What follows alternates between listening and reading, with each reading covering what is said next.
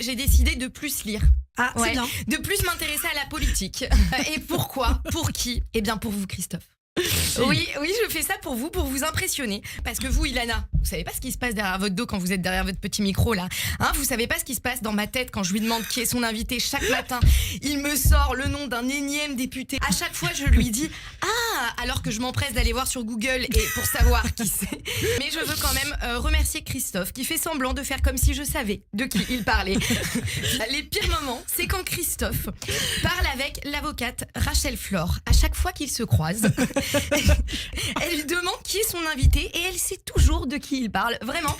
Non mais c'est vrai. Rachel, en fait, c'est vraiment la version IA de moi. Non, elle est là. Non, mais c'est vrai, elle dit j'espère que ça va s'arranger. Et moi, je suis là, assise devant eux, à me demander qu'est-ce qui va s'arranger. Mais je reste assise là, en les regardant et en espérant que ça s'arrange. Parce qu'ici, je ne suis pas le poisson le plus oxygéné du bocal. Mais en dehors, sachez que dans le monde réel, je suis brillante, belle analyste, dégourdie, à l'écoute. Je t'aime, ma chérie. Ah pardon, je lisais le texto de ma mère. Finalement, la seule à reconnaître ma vraie valeur. J'ai quelque chose que personne n'a autour de cette table, l'humilité.